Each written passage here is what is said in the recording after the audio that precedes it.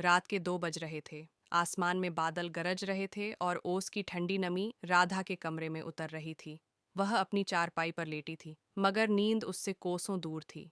पेट के नीचे एक चुभन थी जो अब दर्द में बदल चुकी थी। कभी लगता कोई रस्सी भीतर कसी हुई है, कभी ऐसा लगता जैसे कोई चीज भीतर से फटने को तैयार है। राधा ने करवट बदली, तकिए को सीने से लगाया और आंखें बंद कर लीं, पर दर्द किसी जंगली जानवर की तरह फिर उठ खड़ा हुआ। उसने बिस्तर से उठकर मोहन को जगाया।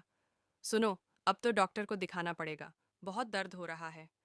मोहन ने नींद में करवट ली और बड़बड़ाया, अरे कुछ नहीं हुआ है, कल खेत में काम ज्यादा हो गया होगा।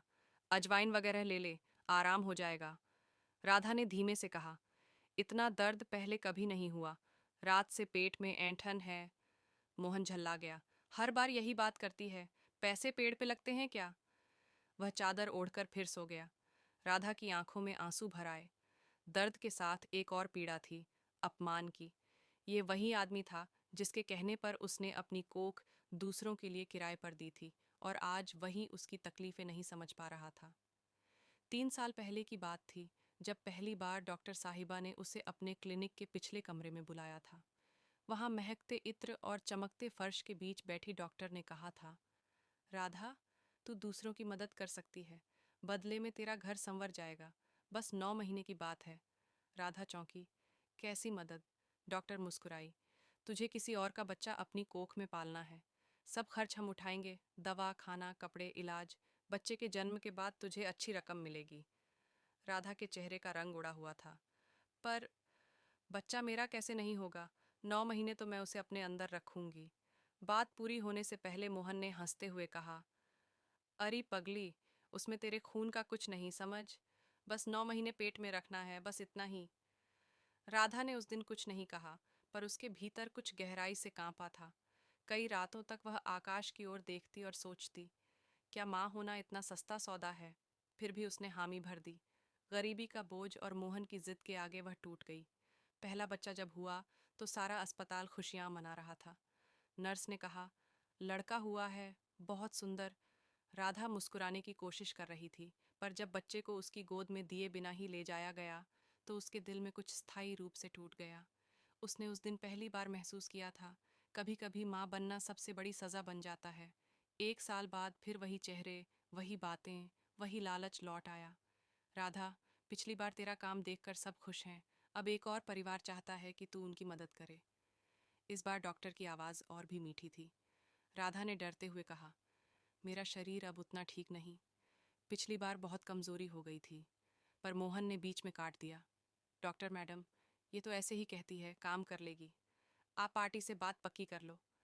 राधा कुछ कहना भी चाहती तो उसकी आवाज़ दब जाती।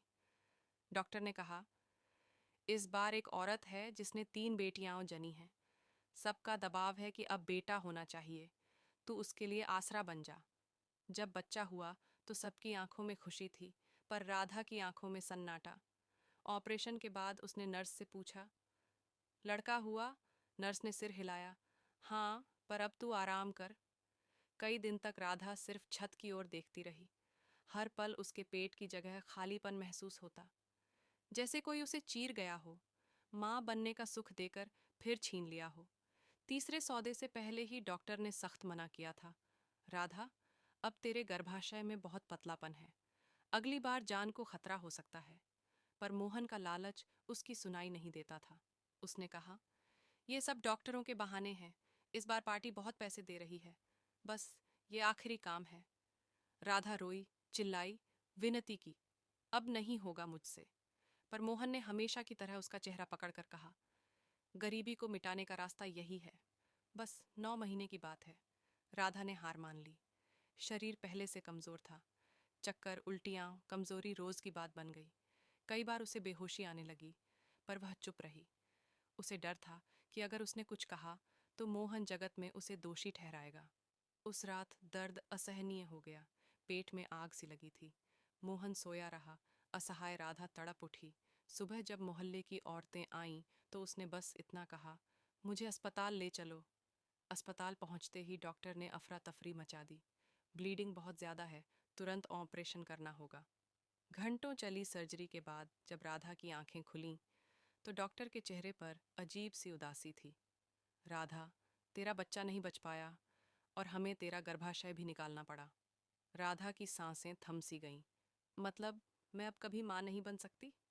डॉक्टर ने सिर झुका लिया। राधा की आंखों के आगे वो 3 चेहरे घूम गए जिन्हें दुनिया माँ नहीं कहती, पर जो कभी उसकी कोख में पल चुके थे। कई हफ्तों बाद घर लौटी, राधा अब किसी और दुनिया की हो चुकी थी। मोहल्ले में कानाफूसी थी। अब वो बांझ हो गई है। दूसरों के बच्चे जनती थी ना। राधा अब किसी भी ताने से नहीं टूटी। उसने मोहल्ले के घरों में काम शुरू किया, खाना बनाया, बर्तन धोए, धीरे धीरे अपनी जिंदगी संवारने लगी। मोहन पहले से और अधिक शराब में डूब चुका था। उसने राधा को कोसते हुए कहा, तेरी वजह से सब खत्म हो गया। अब न पैसा न बच्चा। क्या रखा है तेरे भीतर? राधा ने पहली बार अपनी आंखें उसकी आंखों में डालकर कहा, मोहन, मेरे भीतर 3 जिंदगियां पल चुकी हैं, पर तूने उनमें से एक की भी कद्र नहीं की। समझता है, मैं बांझ नहीं, तू बेरहम है। वह पहली बार बोली थी और मोहन सन्न रह गया। उसकी आंखों में वो औरत नहीं थी जो सालों से डरती थी। अब वहां शांति और दृढ़ता थी। उस रात राधा ने सब कुछ छोड़ दिया। एक छोटी सी गठरी बांध और घर से निकल गई।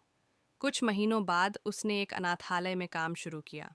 वहां उसकी मुलाकात हुई एक नवजात बच्चे से, जिसे कोई सड़क किनारे छोड़ गया था। बच्चे को गोद में लेते ही राधा का शरीर फिर से ममता से भर गया। वह घंटों तक उसे सीने से लगाए रहती और धीरे से गुनगुनाती, अब यह बच्चा मेरा है, मेरी आत्मा का हिस्सा। समय बीतता गया। राधा ने बच्चे का नाम रखा कुशल, और उसी की परवरिश में उसे जीवन का असली अर्थ मिला। अब वह हर दिन मुस्कुराती थी, अकेले में नहीं रोती थी। कई सालों बाद एक दिन मोहन उसी अनाथालय के दरवाजे पर आ पहुंचा। चेहरा झुर्रियों से भरा, आंखों में अफसोस था। वह बोला, राधा, मुझे माफ़ कर दे। मुझे समझ नहीं था कि मैंने क्या खोया।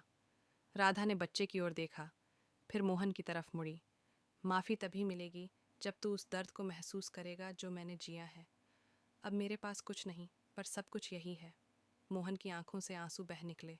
वह वहीं ज़मीन पर बैठ गया और कहा, सचमुच तू माँ है राधा, और मैं बस एक गुनहगार। राधा ने धीरे से कहा, न तू गुनहगार है न मैं बेगुनाह। बस हम दोनों ने कीमत चुकाई है, कोख की कीमत। उस दिन के बाद राधा अपने बच्चे और अपनी शांति के साथ जीती रही। मोहन चला गया, शायद खुद को खोजने कहाँ। और राधा, राधा अब सिर्फ किसी की जननी नहीं थी, वह खुद जिंदगी की माँ बन चुकी थी।